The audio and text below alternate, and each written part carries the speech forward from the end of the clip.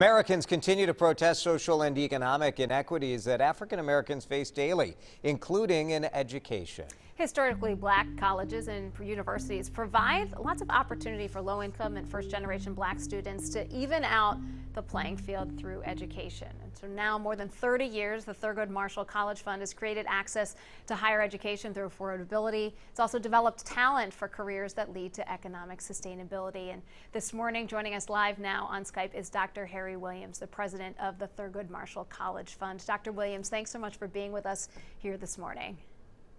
Well, good morning. Thank you for having me here this beautiful day here in Washington, D.C. Good. So tell us a little bit about what this college fund does for students.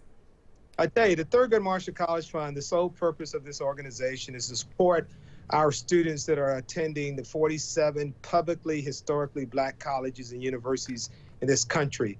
About 80% of the students that attend historically black colleges and universities, they attend a Thurgood Marshall College School, which represent close to 300,000 students. And our main focus is supporting those young people who are, in some cases, the first in their family to go to college, and in some cases have some serious financial challenges as it relates to their family income to attend college. So we have a support mechanism here to support these young people by providing them with the financial assistance that they need so they can persist and graduate to be a productive citizen in this country. The closest of these schools to us here in Minnesota is in Chicago, right?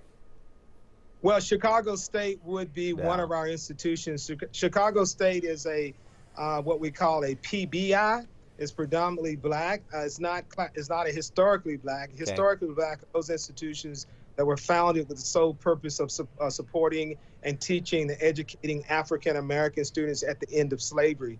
As you know, Chicago State started out as a historically white institution, but now their enrollment is way over the number that would classify them to be a predominantly black institution. So they would be part of our system. What message would you have for parents and maybe some of the young people here in Minnesota who are watching this, who are looking to get the kind of excellent education that is the hallmark of these historically black universities and colleges?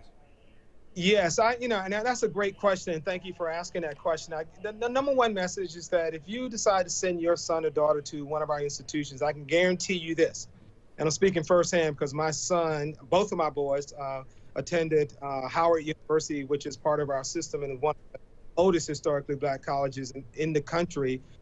They will get a well-rounded education. They will be prepared to face anything this world may throw at them, and they will have it in an environment where they will have people that will wrap their arms around them to protect them and provide them with the nourishment that they need so that they can persist towards graduation.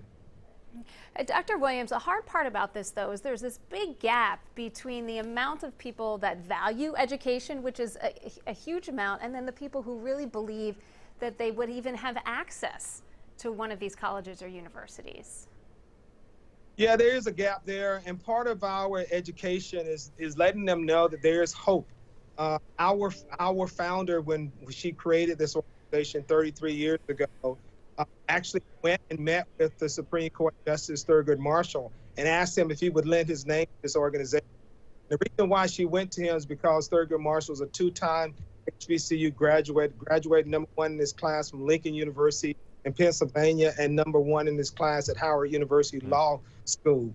And another reason why she went to him is because the students that we serve, 73% of our students would fall into a category where their family would be at a social economic disadvantage and not having resources and means to get an education. So what this organization and what our mission, we provide hope and opportunity for these young people that are in these communities where they may not see that light of hope. But going to a school, HBCU, you will see others that may come from communities that you are in, and you can see how they can thrive and do really well in this country. Dr. Williams, thank you, and thank you for taking the time to join us this morning. We really appreciate it. Thank you. Thank you for your interest. And you can go to WCCO.com/links to learn more about the Thurgood Marshall College Fund.